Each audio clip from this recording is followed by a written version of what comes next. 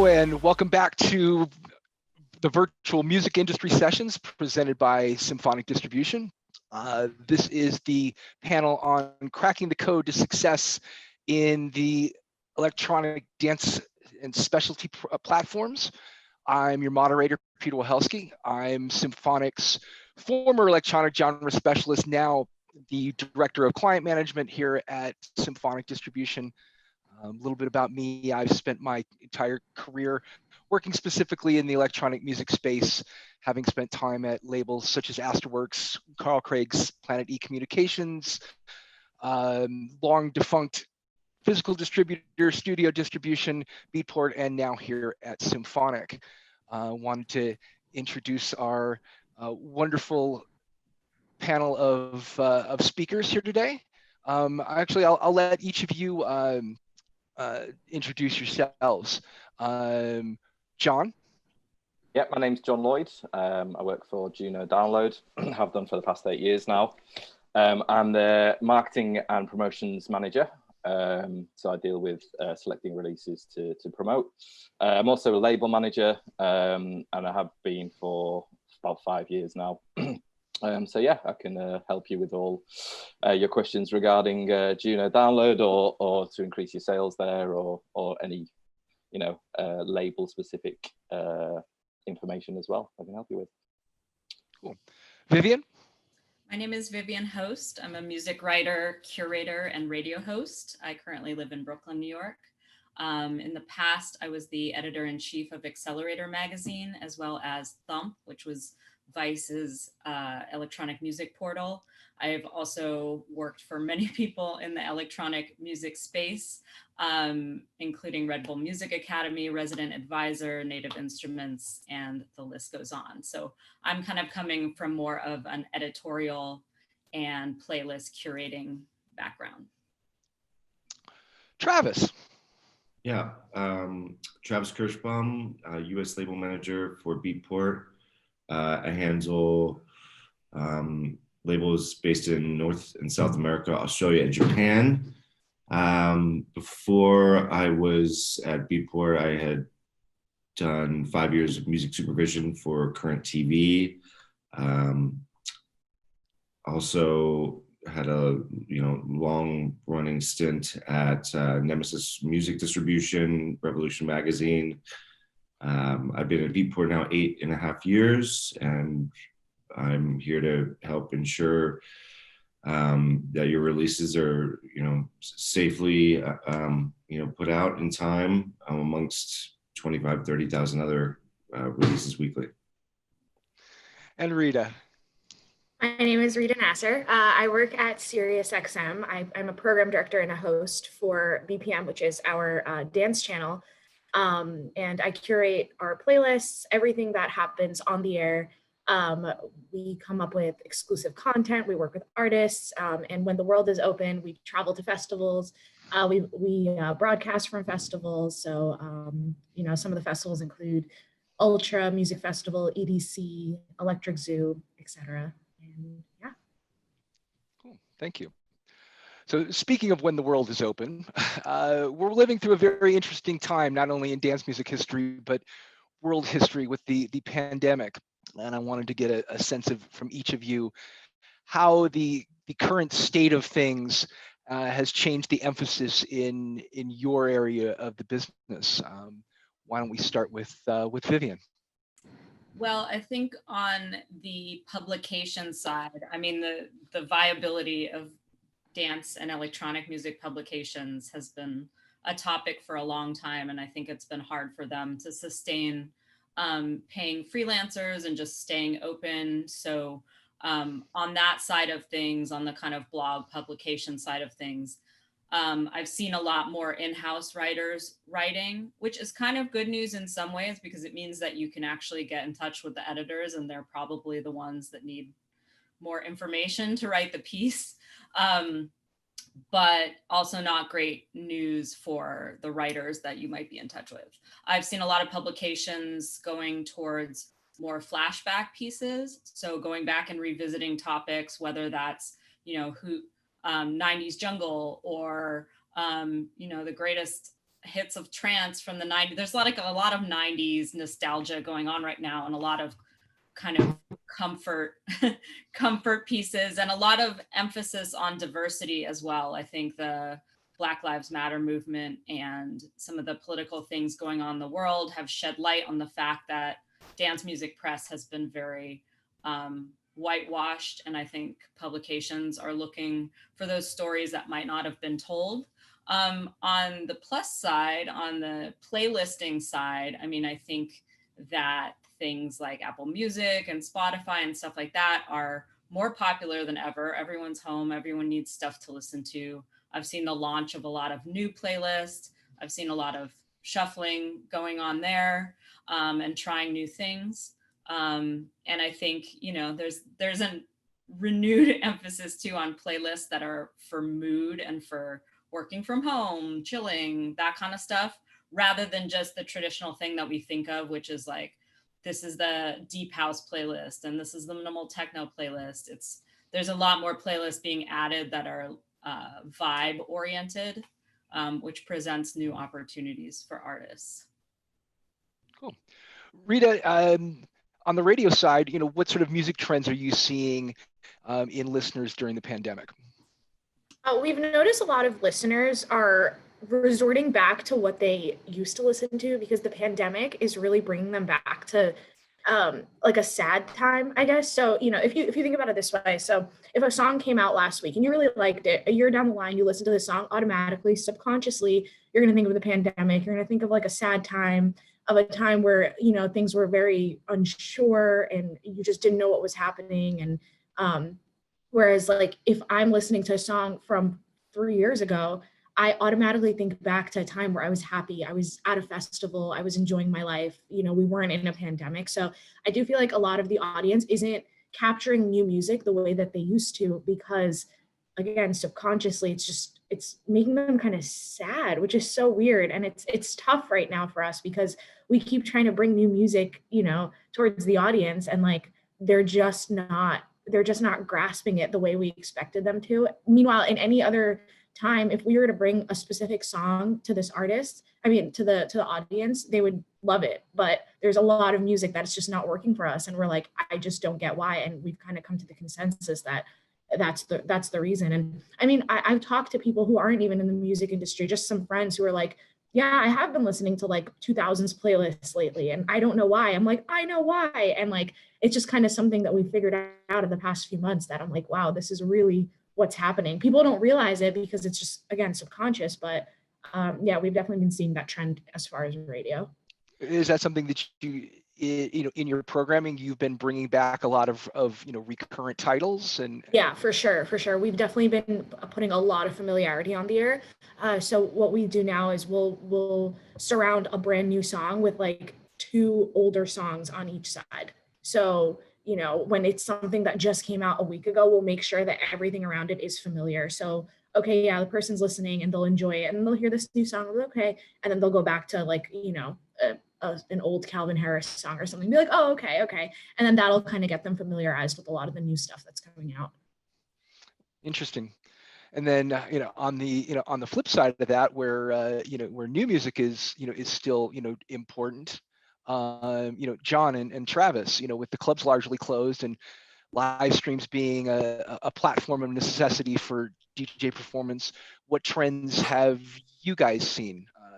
John, do you want to jump in on that? Yeah, well, there's certainly a lot more people at home making music at the moment. I've been asked if by a couple of labels if they think they should delay some certain releases, especially during the start of, you know, the pandemic and lockdown, because obviously clubs weren't opening and people weren't consuming the music in the same way.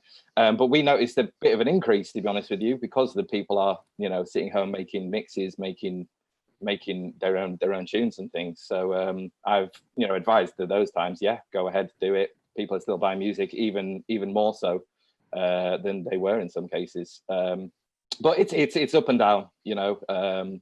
In some weeks it can be quieter than others, and yeah, I think we have to wait till to see the full extent to see how, you know, the whole music industry lies at the end of it. But at the moment, people are definitely consuming a lot of music, and, you know, I'd encourage people to, you know, get producing, get making as much as you can, because people are dying to hear it, basically. Travis, do you think DJs are taking more chances on more adventurous music rather than sort of your bog standard, club bangers, or what's your perspective? Well, the banger's gonna bang, right? But it's like John said, I mean, and we had to sort of kind of reshift some focus quite quickly, and we're doing the live stream thing already, but once the lockdown hit, there was definitely an increase in programming for the live stream side of things.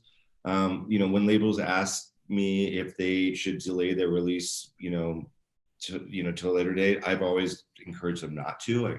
I think they should keep going, because people do want new music, and the music consumption is really high right now. And you're going to keep the revenue coming in and the artists getting paid, and I think that with some of the new services that we were able to get off the ground during the height of the pandemic, like Beatport Link, we saw a really large increase in new customer registrations, people that had never used the store ever that have subscribed to Link. About 85% were brand new customers. So I think, that, and just bringing awareness to the different options that are out there for artists with the live streams. It's tricky, but it's we have seen an increase, actually, surprisingly, like John said, which is great. I think people are just I think they want to stockpile the music. I don't know anybody, regardless, pandemic or not, that's just like, I want to stop listening to music for 6 months, or, it's kind of what keeps us going and happy in a sense, right? So it's like retail therapy, you kind of, and maybe now more than ever, it's just like, I know I'm consuming more music than I ever have.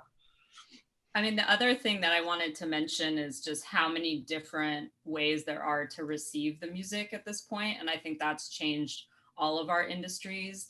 Bandcamp has obviously seen a huge explosion with the Bandcamp days. And also, like John said, people are making so much more music, and maybe not all of it do they want to do a proper release, or they're scrambling to get it out for a Bandcamp day so they can make more money, or, obviously there's been problems pressing vinyl as well. So that impacts what people can put out. So I think Bandcamp has been huge. Obviously the Twitch streams have been huge as well, and a way for artists to kind of get fans in a different way, whether that's producing on Twitch or doing live streams on Twitch. I've seen the launch of all these, or the explosion of all these new platforms, Current FM, this one called Audion, I think it's called, where it's something like Bandcamp where people can upload tracks, and people are doing Patreon.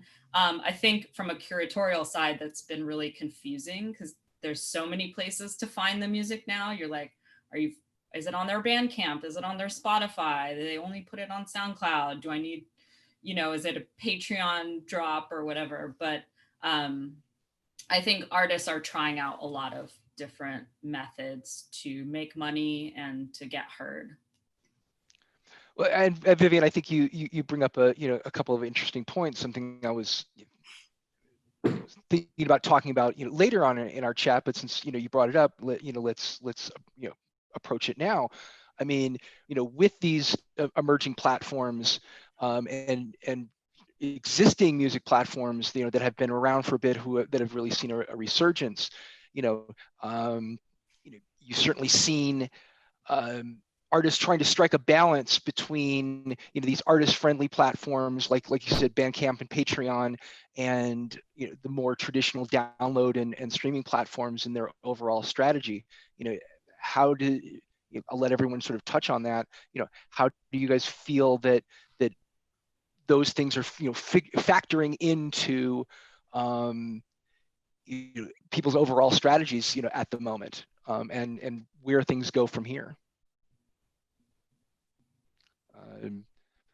Vivian, do you want, since you brought it up, would you like to just sort of carry on and elaborate, and then we'll move on? I think it's a confusing time for artists. I think Bandcamp, at least in my world of friends, a lot of people have made pretty good money off Bandcamp, and it's a way for them to just go direct with whatever release they have. I think sometimes, not all the time, but sometimes the quality can suffer. I mean, people don't always have the greatest graphics, or sometimes things can feel a bit rushed on Bandcamp, which they can be. But I think what's interesting is going to be to see how stuff like that fits into the whole ecosystem, because not every, from my angle, not every journalist is deep on Twitch or Bandcamp or wherever they need to be discovering these new artists and these new tracks. So there's still going to be a need to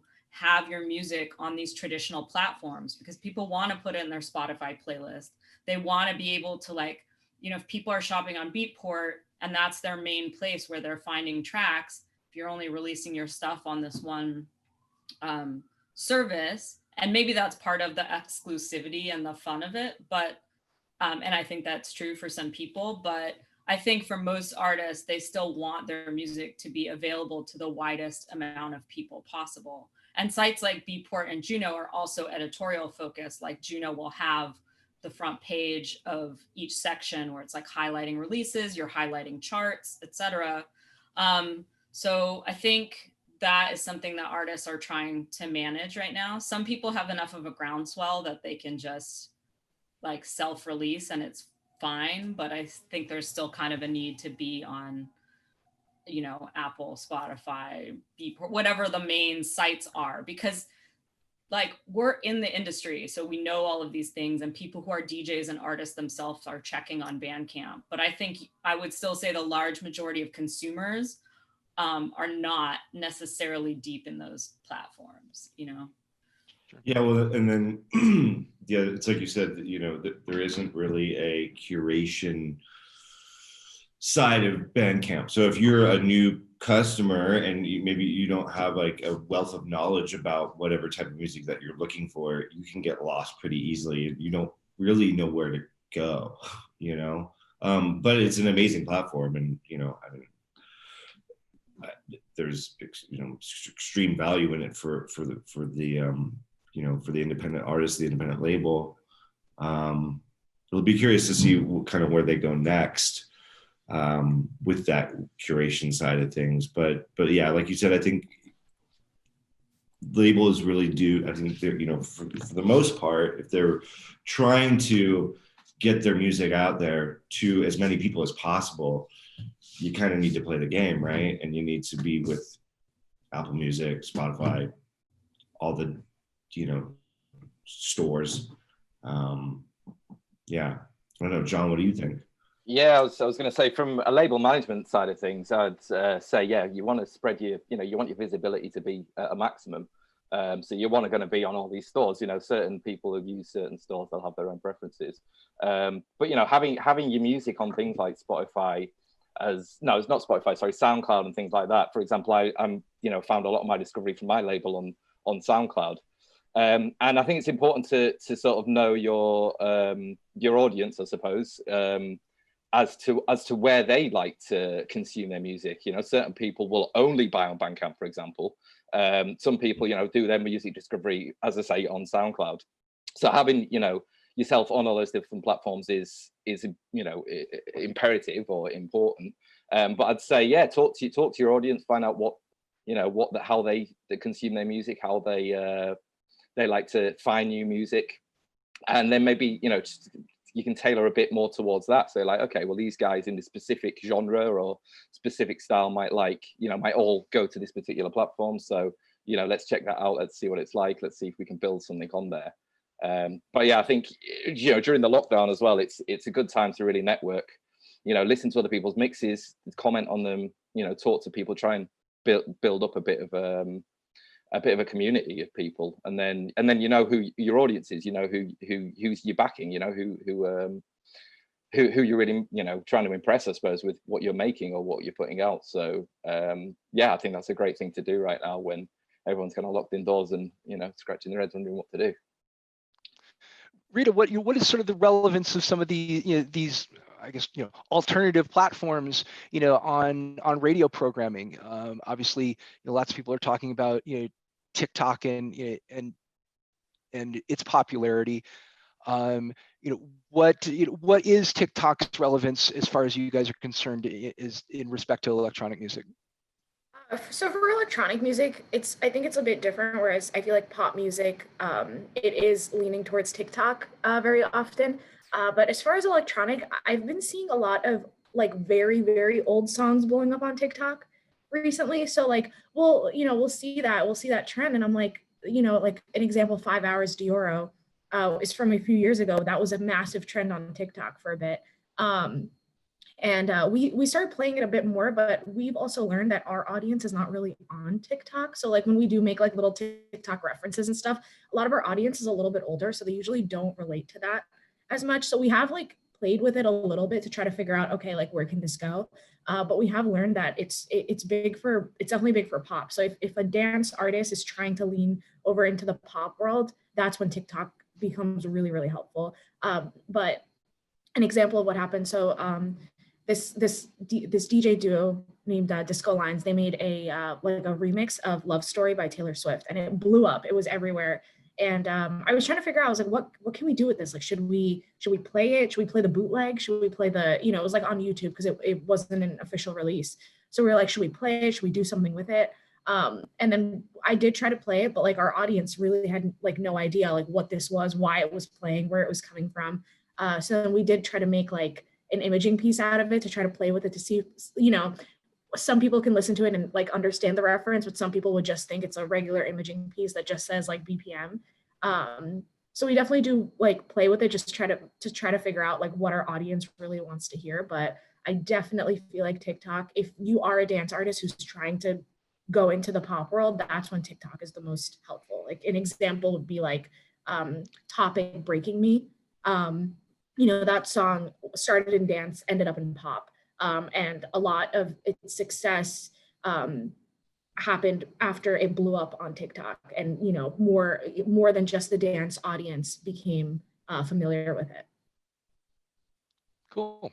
Yeah, again, it's a really good time for lots of people to experiment doing a lot of different things. So it's just interesting to see how people are approaching or reappropriating these platforms for their own use.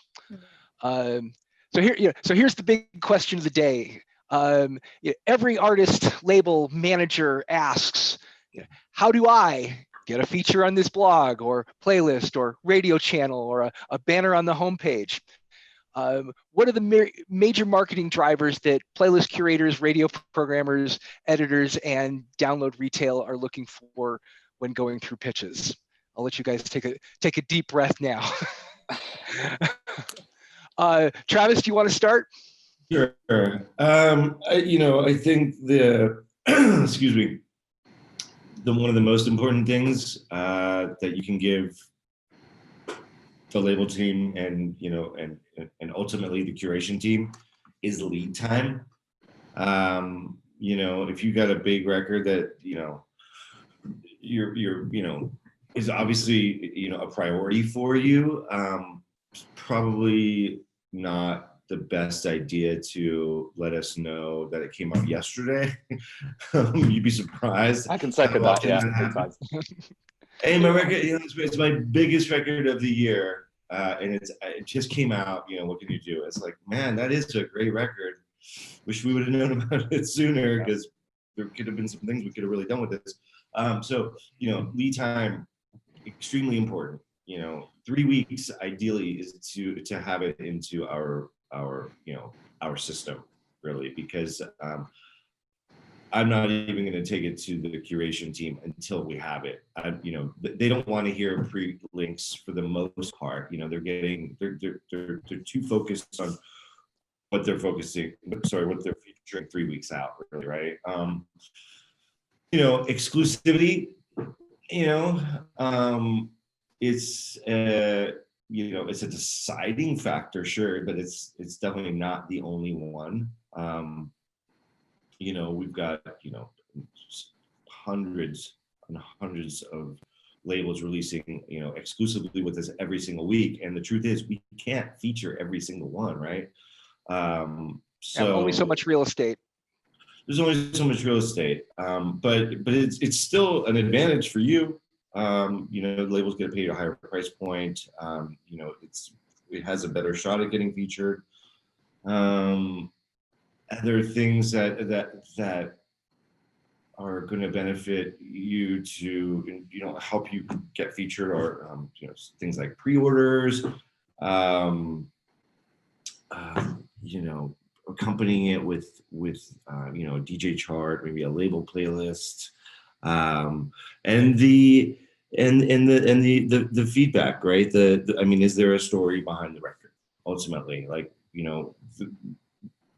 curation team doesn't want to see your hype sheet feedback report that's got downloaded for this person, it's got 200 DJ feedbacks on there, right? Maybe just highlight the kind of like the best top 3 selling points of the record, right? Was it premiered on BBC Radio 1 or BPM, Sirius, and maybe championed by 3 big DJs or artists. Just a couple of selling points. Really, that's all. That's all they want to see.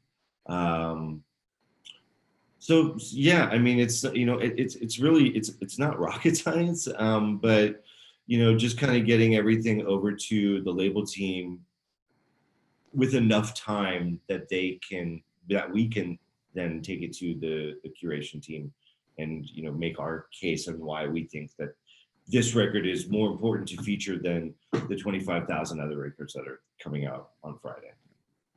And just to clarify, when you say having a release in the system 3 weeks in advance, you're really saying that it really needs to be at Beatport, already ingested, ready to go 3 weeks, rather than delivered to Symphonic or another distributor that far in advance of your release date. Exactly. So probably best to get it to your distributor 5 weeks in advance, right? Or four, it's probably safe to say 4 weeks in advance, right? Yeah.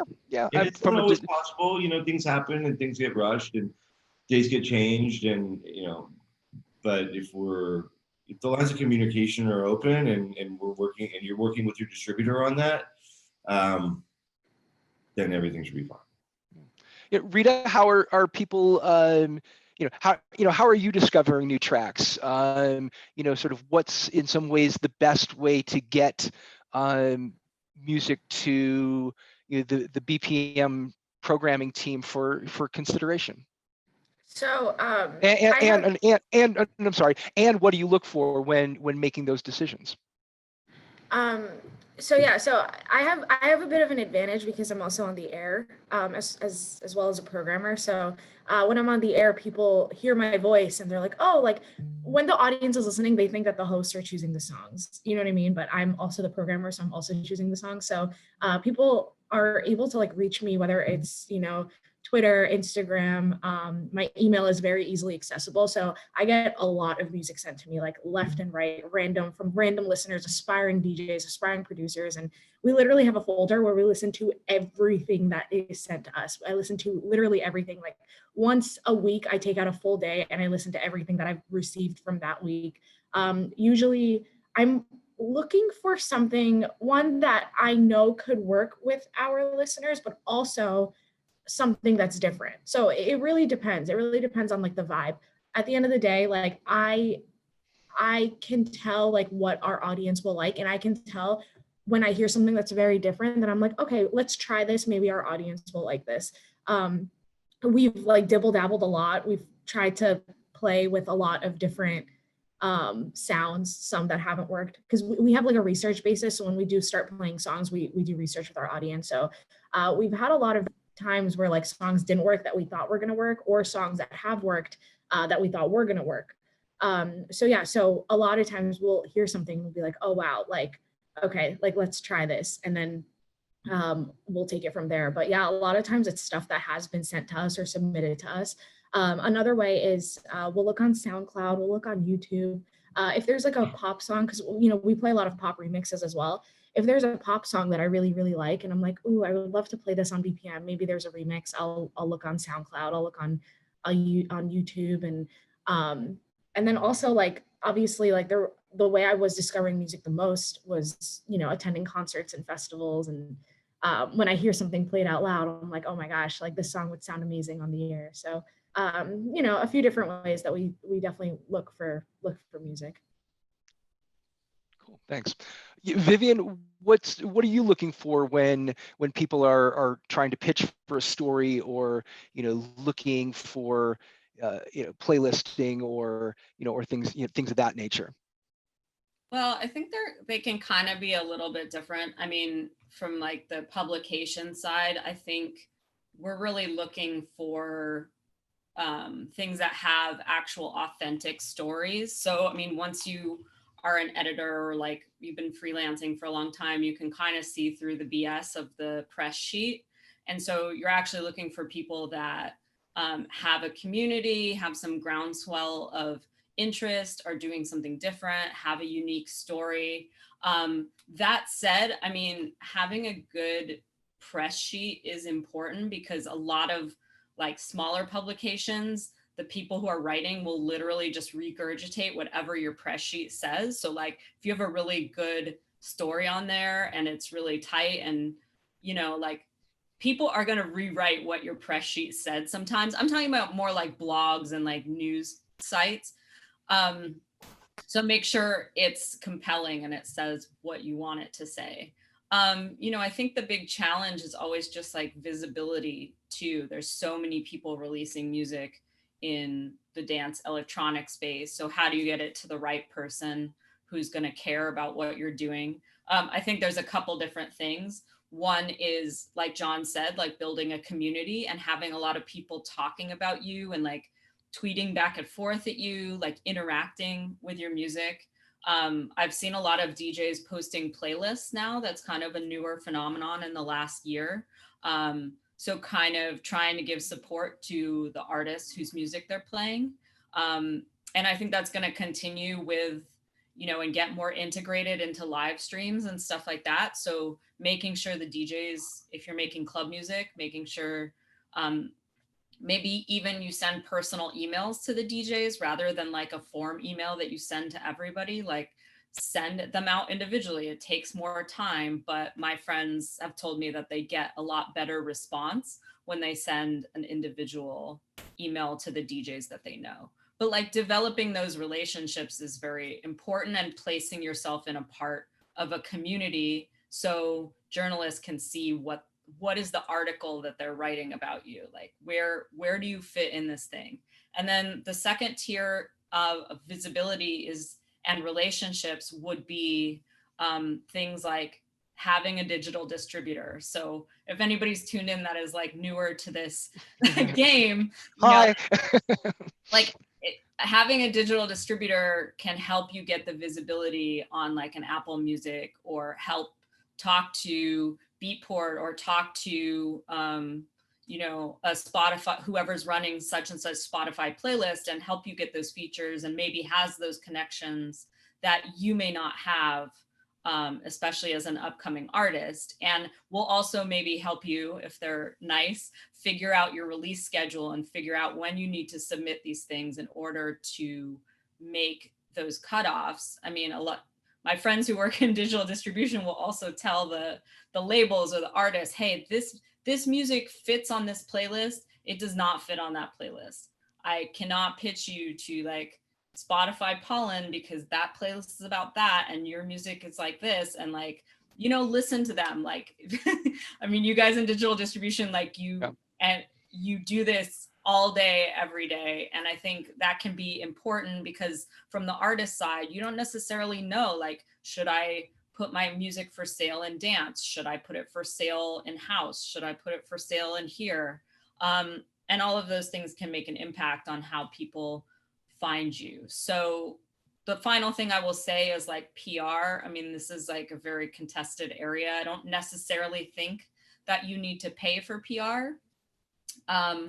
But however, it can sometimes place you in the line of sight of magazine editors and other people that might want to feature your stuff.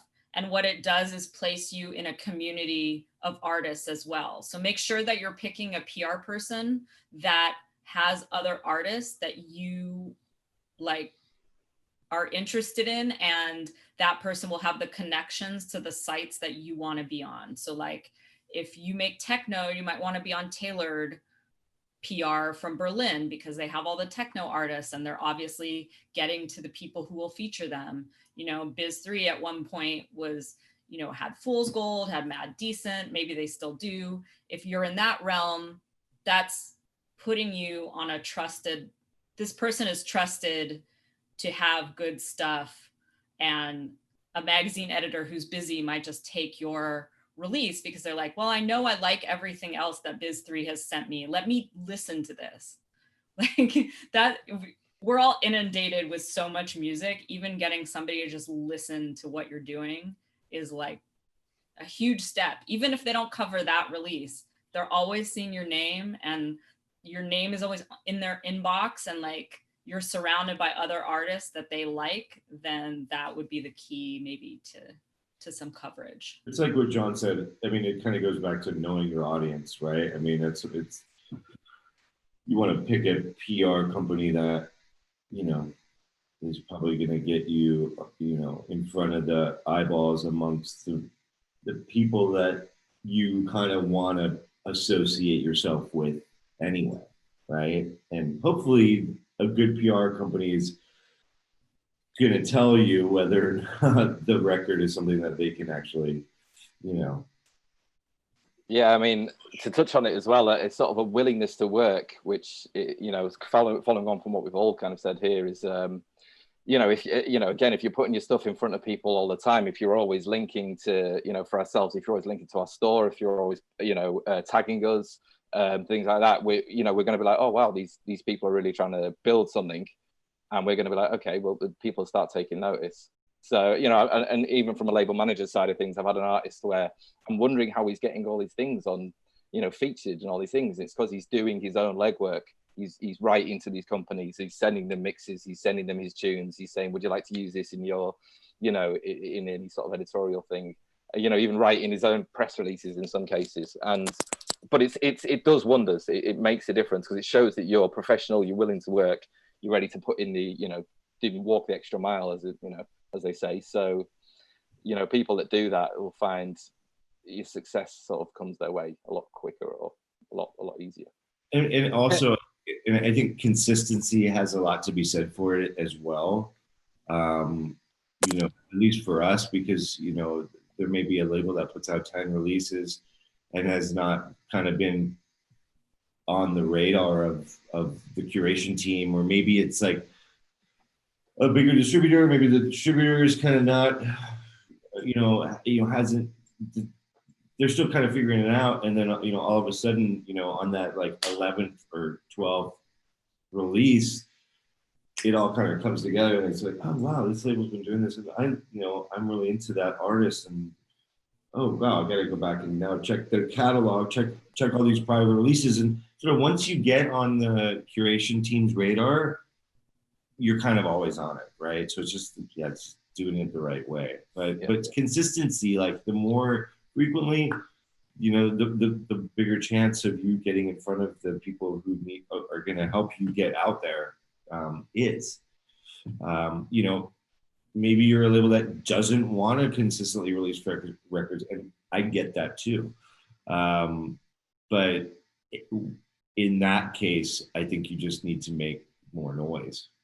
Yeah, just make sure it's very polished what you're releasing, and you know, and you jump through all the hoops to make sure everything's covered. Your artwork's amazing, your press releases are perfect, and people notice and be like, "Wow, this is an amazing piece of work. Let's not ignore this." You know. Yeah, in some ways you've got to sort of own your strategy, right?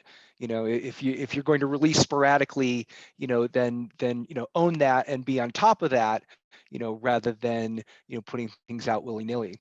and I guess from a distribution perspective, I just wanted to sort of wrap this little section up, by saying that while great music is important, for us as a distributor, we can only do so much, with and it's all about the story that you give us. So if you're not really giving us much of a story, there's only so much that we can go to someone like Travis or someone like John, or Spotify or Apple Music or Deezer or whomever, and really make your case. Obviously, great music is comes first, and that will help shine through.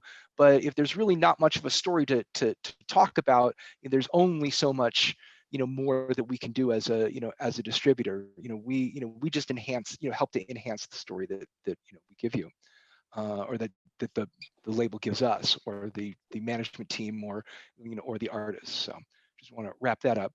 I guess one thing we kind of touched on here is the idea of managing expectations. What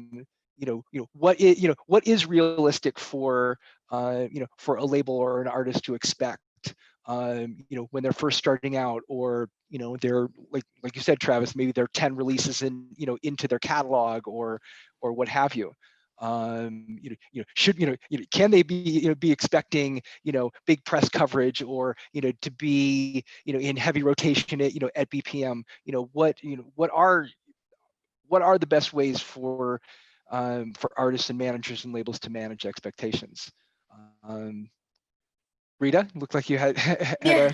a I mean, I've definitely seen it a lot where, we'll support an artist and that song will do well, and the artist or the team would automatically expect that the next song will go into heavy rotation on BPM because their past one did really well, which sometimes isn't the case, and with BPM, at the end of the day, it's the music that matters, not the artist. So like that's why we're such big advocates of playing like people who released their first song ever, who have never had radio airplay, because we're like, at the end of the day, it's all about the music for us. So yeah, if one of their songs did really well for us, who knows if the next one will. We have to listen to it and kind of see like, okay, can this do well? Will it do well? Will it do well only because people are fans of this artist? So we've definitely seen that very often, and then they'll be like, but why can't you play this song because the last one did so well? We're like, this is a completely different song, and you have to think about that in those terms. And I do understand where they're coming from, but sometimes it's really hard to explain that to people, to say, like, hey, sorry, like you can't do this every single time. Like I've had artists who, okay, yeah, they'll have a bunch of songs, and then they'll put out a song while we have one of their songs in rotation, and then they'll be like, but the other one is doing so well, why don't you also play this one? And then we have to go into the whole process of explaining how like rotations work, and like as far as BPM, like we have like every week we have 32 new songs in rotation, which is a very small amount. That's also playing within our golds and our recurrent categories, which is like our older stuff. So it's really hard to schedule out if like I have just an example, if I have a Martin Garrix song playing and then another Martin Garrix song comes out 2 weeks later, but that first Martin Garrix song is doing incredible, and then the next one I'm like, okay, we have to give it a second before we play the next one. So we've run into both issues where it's like the expectations of being like, okay, we always do well, why don't you play us? And then also like, wait, we have a new song out while this other one's out, why don't you play both of them? And I'm like, so do you want doesn't really work that way. Do you want people to hum this record in their sleep or not? Yeah, yeah, exactly. In their brain, and then we'll work the next one. But we need like get sick of the first one first. Vivian, thoughts? Yeah, I mean, I think similarly, like people just have really inflated expectations. I think you don't really know who's watching what at any time. So you need to keep that in mind. Like from a journalist perspective, it's like there are a lot of people that I'm following and I'm watching what they do, and I might not have an opportunity to cover them now, but I'm interested in what they're putting out, who they're talking to, what's on their social media. I think we didn't really talk about that, but that is increasingly a big part of your PR, if you will, or your artist's story. And I am definitely not encouraging anyone to manufacture a whole story for themselves on Instagram or whatever, because I feel like the things that are authentic and real to you do the best.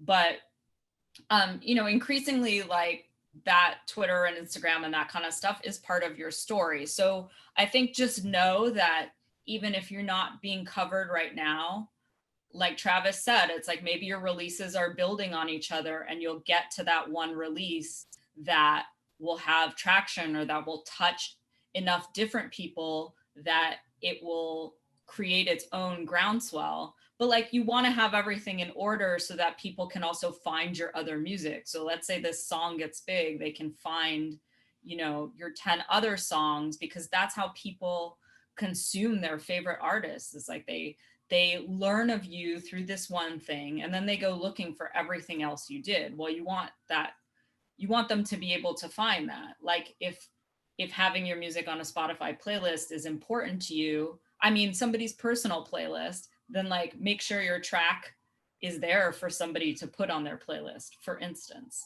you know, or to share with their friends. So yeah, I mean, I just think it's like a building block process, and all of these different things we're talking about are also part of the blocks, and you can see if they really work for you or not, like hiring PR or like working more closely with your distributor or making your artwork better. I mean, I think the whole aesthetic of your label and your project goes a long way to telling the story of who you are. You know, if you have a compilation, reach out to a bunch of different sites and see if they'll all premiere a different track. Again, that exclusivity. Don't offer every journalist the same track for premiere. Like, make sure you're spreading it out and you're offering people different exclusive things. Yeah, I don't know if I'm answering the question, but there's some other thoughts I have.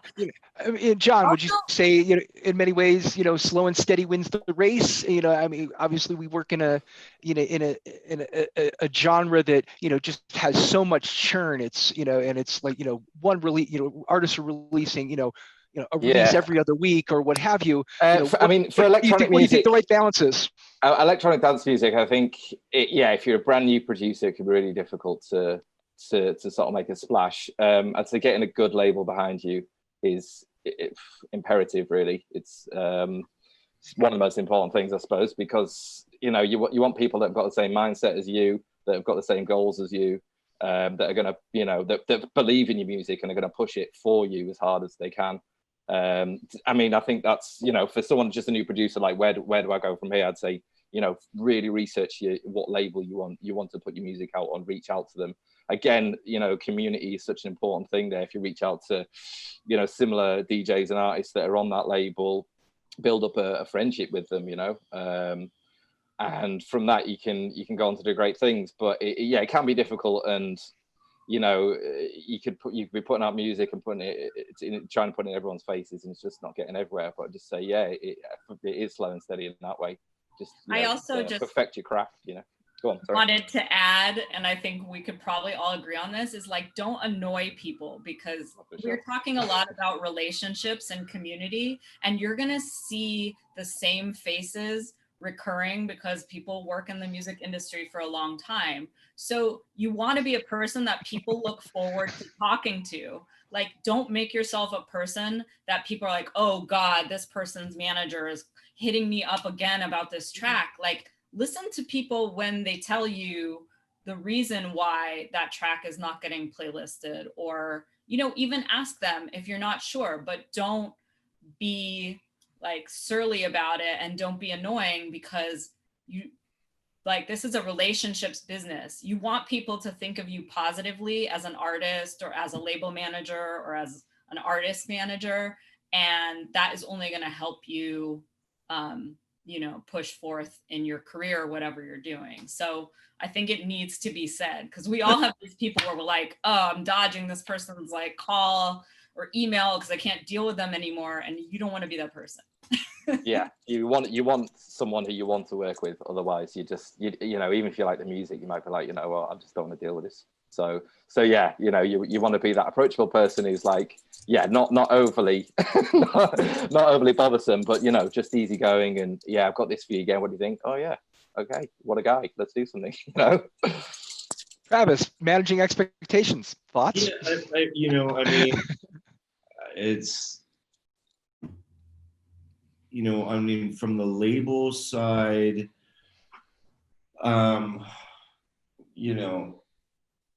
understand that, like, we might not be able to feature every single release that you do, right? And if we have featured your last 5 and your 6th release doesn't get featured on the homepage or in the genre pages for whatever reason, know that life is going to go on.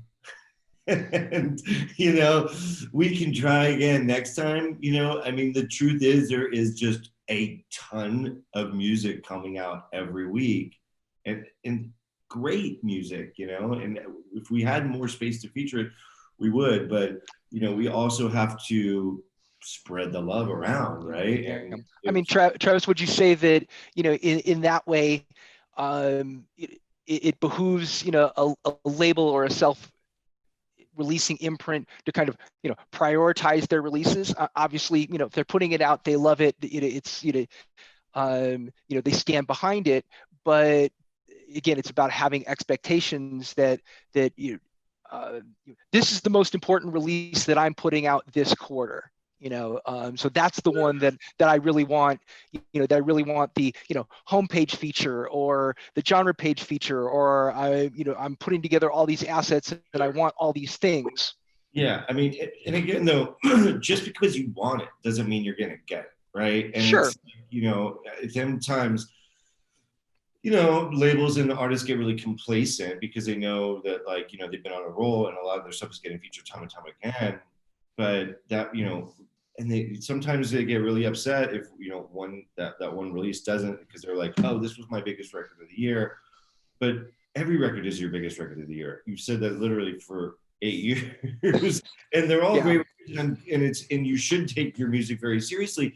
But you also got to understand, it's not our job to sell your record. It's your job to sell your record, and you need to have a story and get that hype going. We're just a platform that can make it visible. I mean, I've seen records that we've given banners to in multiple genre, pages that don't move the needle at all. So, it's just because you get a feature on Beatport does not mean that you're going to sell records, right? If you get a banner on Beatport, it's going to look better for you, and it's going to look better for your artist manager. And at a time when the clubs were open, it would ultimately probably help you get more in booking fees when your record is in the top 10. But again, that can't be our concern, right? You need to have a strong record. A good record is a good record, right? And if it is good and it's got a buzz and you're getting into the right hands, the other thing that's important is kind of, it derives a little bit from the main question, but if your record is really important to you and you've got reach to friends who are artists and whatnot, have them included in the charts, in their DJ charts, because the DJ charts make up a pretty high percentage of the annual revenue. I'm not sure exactly what it is. I'm curious for you, John, but on Beatport, it's like 10% of the annual revenue is made up by the charts. And I'm talking DJ charts, right? So if you see your favorite, if 6 of your favorite DJs are charting that one record, it's probably a pretty hot record. And so you have a good chance of moving the needle on that record. But back to the expectation thing, I'll just say, because I know we want to move on from this question, is leave it to the hands of the curation team, right?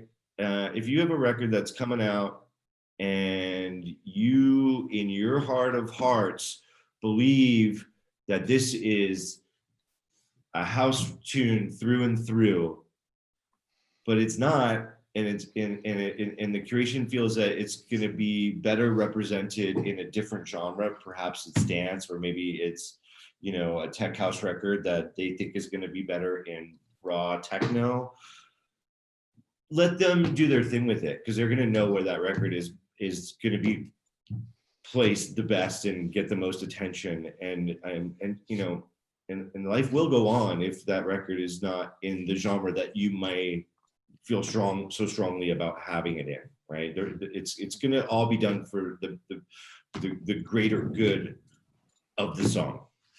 Can I also just say one quick thing is, like, we're talking a lot about being single-minded, and that's something I see a lot of artist managers and artists get into, where all of a sudden, you know, 2019, if you weren't on a Spotify top playlist, like if you weren't on Rap Caviar, whatever you wanted to be on, then, you know, your life was over. And it's like, be willing to shift your goals around. Your track you could take it to licensing, and then it could appear in a TV show, and then it could blow up a year later, and you'll get all those streams and you'll get on that playlist eventually. Like, be willing to see the wide world of where your music could go. Like, maybe it's not on, you know, the Beatport carousel, but then you send it out to all these DJs and it gets a little groundswell there, and then all of a sudden everybody's playing it, and then it ends up being on the top 10, you know, 6 months later. It's like, I think people get really narrow-minded about time and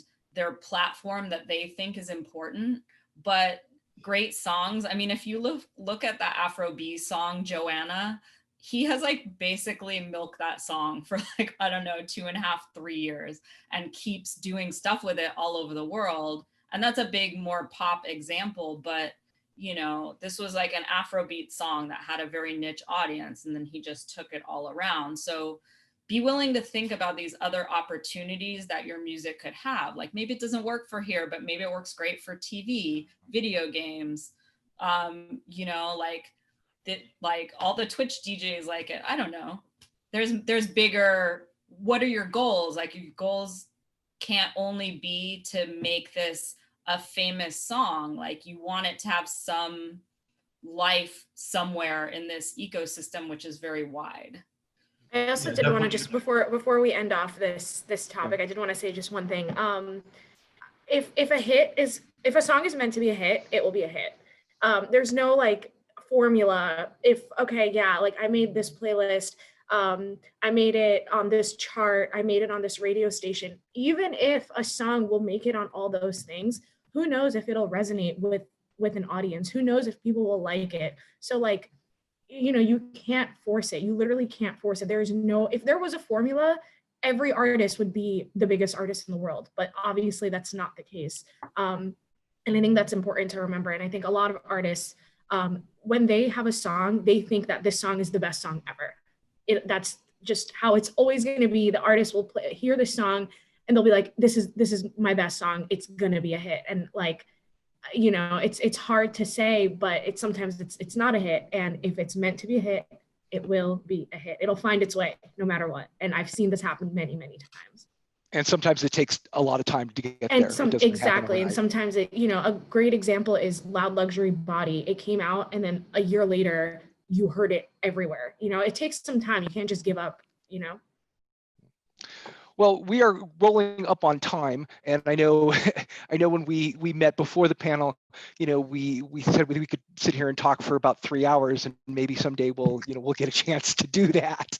Yeah, but we only have an hour today, so it's just sort of in closing, very quickly, we'll just want to go around the panel and find out what words of advice and encouragement you guys would give artists or label runners. You know, at this stage in time. You know, do it because you love it, you know, and take your time with it. There's no need to rush, you know, and just I think try to be as, you know, authentic as you can, and just keep putting music out. Just keep putting great music out, and it will get heard. Yeah, I'll second that from Travis. Do it for the love. We're all in this business, not for the money. I don't get paid great. I don't know if anyone else does, but yeah, do it for the love. We work with music because we love it, and you know, it's passionate and exciting and creative, and like, let that be your driving force, you know.